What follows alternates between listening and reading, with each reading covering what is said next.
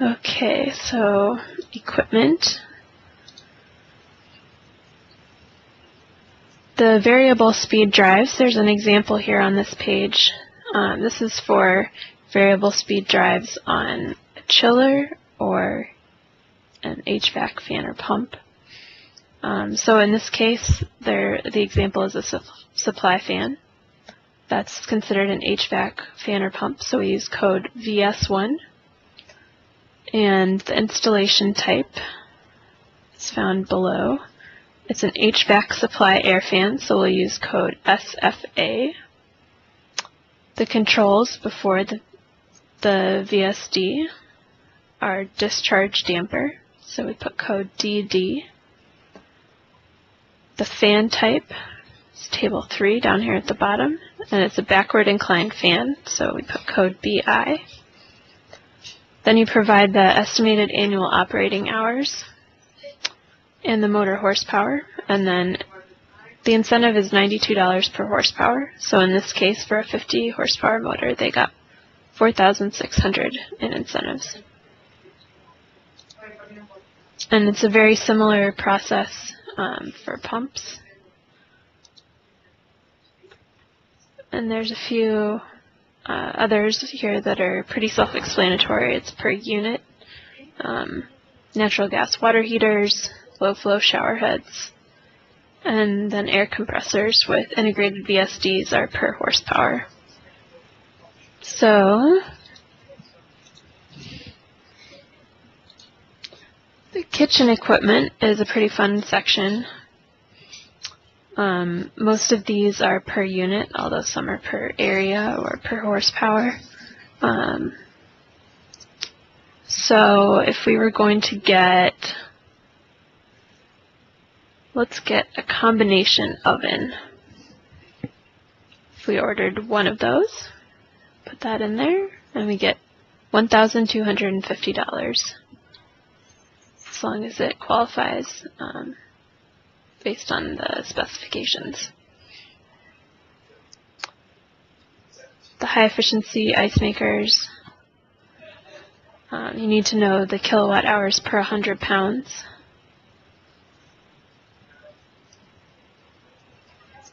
And down below there's a section for steam cookers. And again, the specifications. Alright, and lastly, let's look at the custom application, because that's a little bit different, but it's really not that scary. So this one is more of a questionnaire. You're going to fill out a project description.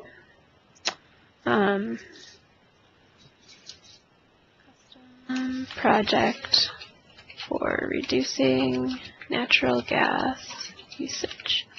And as you can see, it's a pretty small box, so they're not looking for a lengthy description here.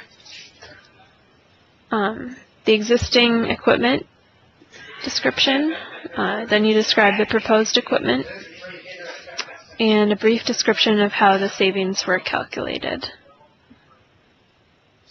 And this is something your contractor could help you fill out, or if we helped you with an energy audit, we could help you fill it out. And then down at the bottom, you would put in the measured cost, the expected life of the measure, the annual savings in kilowatt hours and therms that you could expect to save, your average energy costs, and then it will calculate the incentive for you automatically at the bottom. And then you'll also want to take a close look at the additional documentation for custom projects, because it's a little bit more extensive.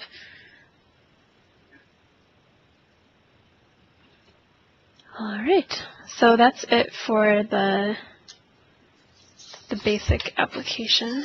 Then I also wanted to pull up the boiler tune-up application. It's a little bit different. They also have the guidelines and eligibility and all of that. Then the incentive awards are found on page 5. And you can see that a boiler tune-up, you get 50 cents per kBTUH, Pipe insulation, you can get $8 to $20 per foot depending on the pipe size. Steam trap incentives, you can get $200 to $600 per steam trap based on the line pressure. Boiler reset controls, you get 75 cents per kB2H, up to $1,200 per boiler. And parallel positioning control systems, you can get $3 per therm saved annually, up to 75% of the project cost.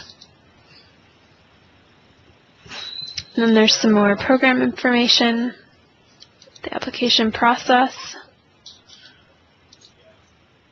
program contact information. This page tells you if you might need to do a pre-approval application. You don't always have to do that. Then there's a checklist. And unfortunately, this is not a fillable PDF, so you would have to do this by hand, but you could still print out the page and use it. A final application checklist. And then it has the same sort of general information, building and facility information,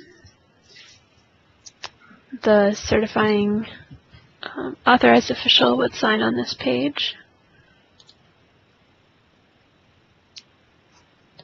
This section 4 is an instant discount signature form, and that would be if you wanted to have the contractor just get the incentive directly. It's only for the boiler tune-up program, but you could have them get the incentive directly so that you only had to pay the reduced cost. And then the worksheets, you give some maintenance information about your boiler, where it's located. The contractor would fill out the tune-up information, pre- and post-service, and they would check off the tasks that need to be completed. And you would fill in the total estimated project cost and the total incentive. And then there's some more pages like that for the steam traps, for the pipe insulation, and the boiler reset controls and parallel positioning control system. Now let's just go through the hinge application real quickly to show how it's a little different from the other ones. Again, it has some guidelines. One of the really neat things about Hinge is that unlike other custom applications, you don't have to fall within the 1 to 7 year payback limit without the incentives. So a project like installing high efficiency windows, which usually wouldn't qualify due to payback time, would actually qualify for Hinge if it can save over 50,000 therms for your building. Section 1 is just some general information, very similar to the other application.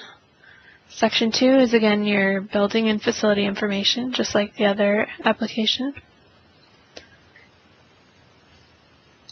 Section 3 is where the authorized official puts in their signature and payment information.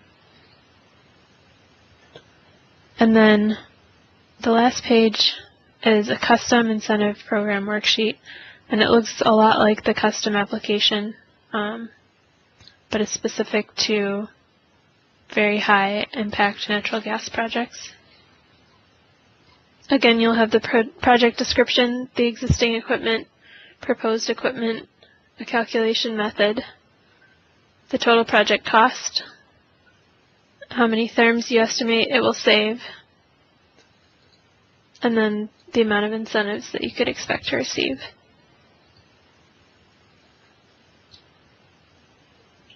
And that's it. You might be curious about whether or not an energy efficiency project is worth it. CDEC has written case studies published on our website about public agencies who implemented energy efficiency projects. We also have several YouTube videos featuring Robinson Water Treatment Plant, Morris School District, and the City of Champaign. All of these agencies were recipients of DCEO incentives. So let's review the steps in the application process. After you determine the type of project you'll pursue and gather some basic information about what you'll do, you submit a pre-approval application, which must be submitted by April 15, 2014 at the latest. The submission of a pre-approval application allows DCEO to review and approve equipment and the amount of the corresponding incentives and reserves the funding for your project. All custom projects require the submission of a pre-approval application. This step is optional for standard measures, but is still highly recommended so that you make sure you reserve funding. DCEO reviews this application and gives you a notice to proceed if the application is complete. Next, you install the equipment, and after the project is complete and operational, submit the final application, where you resubmit the same form with any changes from the original plan. This step must be completed by May 15, 2014 at the latest to receive funds during Program Year 6, or 2013-2014. If your project is delayed and you aren't able to complete it until a future year, you may still be able to get funding, but the rates won't be announced until June of each year, and they usually change a little. Let's recap the important dates. September 30th for Hinge pre-approval applications. October 31st, 2013 for a 10% bonus. February 14th, 2014 for a 5% bonus. And April 15th, 2014 for pre-approval applications, and May 15th, 2014 for final applications. As we mentioned previously, CDAC is available to help with filling out DCEO applications. If you select a contractor from DCEO's trade ally list, those folks can also help you with your paperwork. If you have any questions, feel free to contact us at any time. Thanks so much for joining our webinar today.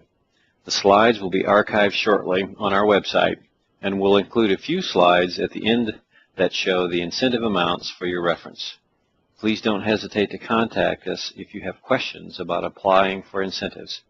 And don't forget to watch the archived version of Part 1 of this webinar, which goes over the types of incentives in more detail.